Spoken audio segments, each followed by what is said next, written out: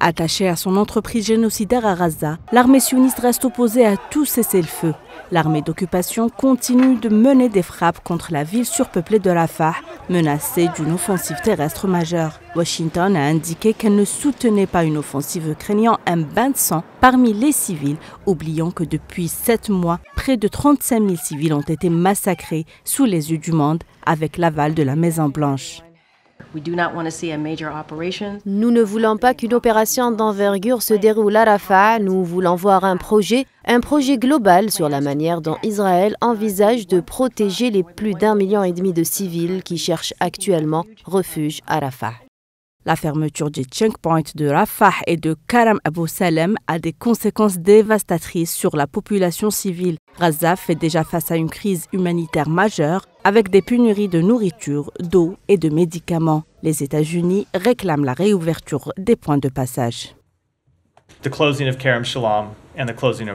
La fermeture de Karam Abou Salem et de Rafah a fait reculer l'acheminement de l'aide humanitaire. Dans une certaine mesure, la réponse à cette question dépend de la suite des événements et de savoir s'ils seront rapidement rouverts. L'une des choses sur lesquelles nous avons été très clairs, c'est que les points de passage fermés doivent réouvrir. Il est inacceptable qu'ils soient fermés. Vous nous avez entendu dire à maintes reprises que nous devions augmenter l'aide humanitaire. C'est pourquoi l'accord sur les otages est si important.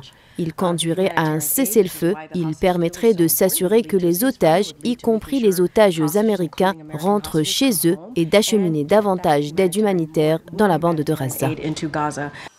La semaine dernière, les États-Unis ont suspendu la livraison d'une cargaison de bombes vers Israël, une première.